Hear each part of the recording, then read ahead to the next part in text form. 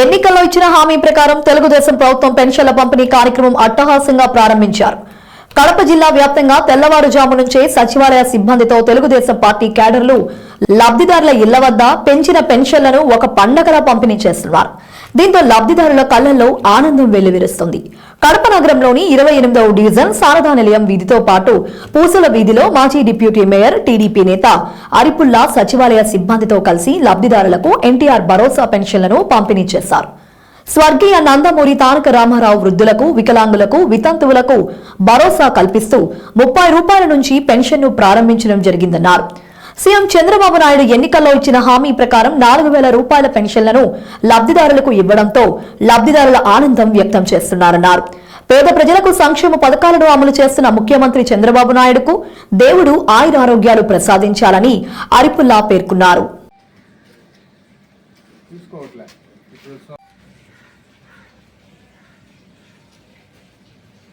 ఇంకా మారో చూడము కాలేజీలో మాత్రమే ఇంటి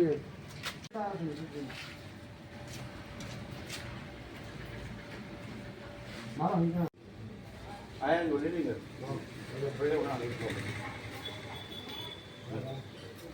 हां भाई उठा जान दे दो हां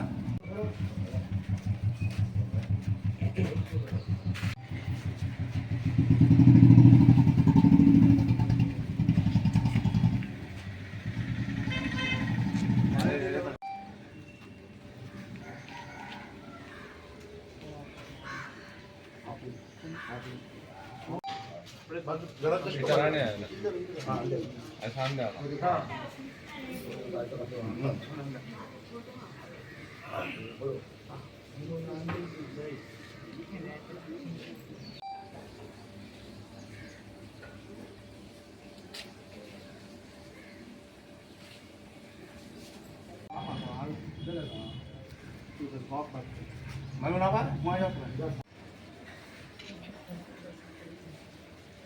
श्यामा कैसा इतना है तुम्हारा पैसे दिए तो 7000 रुपए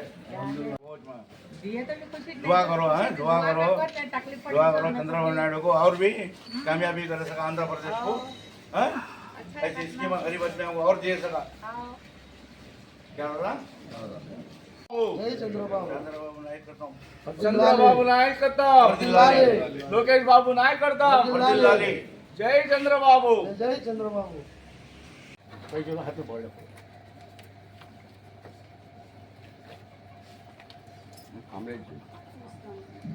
तुम्हारा बंदा क्या है उन्होंने से उनको पैसा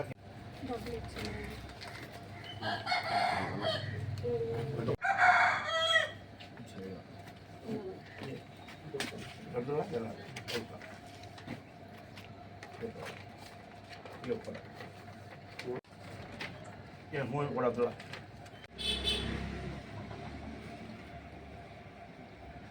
ओके అందరికీ నమస్కారం.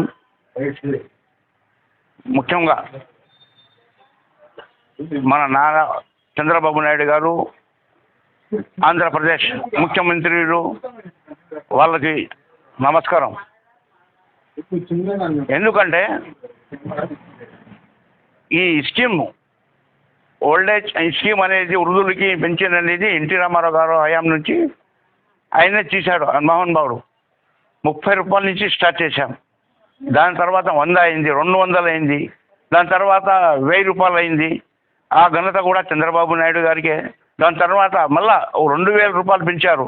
ఆ ఘనత కూడా చంద్రబాబు నాయుడు గారికి. ఎందుకంటే ప్రజల్లో 1000 రూపాయలకి ఏమొస్తుంది, బీదోళ్ళకి వాళ్ళకు ఒక నెల అంతా వాళ్ళకు మందులకైతే ఏమి, భోజనాలకైతే ఏమి 1000 రూపాయలు సరిపోదు అని 2000 చేశారు. దాని తర్వాత వచ్చేసి మళ్ళీ లాస్ట్ మూమెంట్లో ఎలక్షన్లో 3000 చేస్తామని కూడా ఆయన చెప్పడం జరిగింది.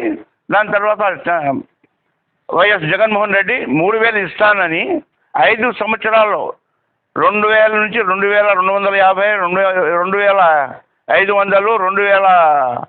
2750 అట్లా చేసి 5 సంవత్సరాలకి 3000 చేశారు.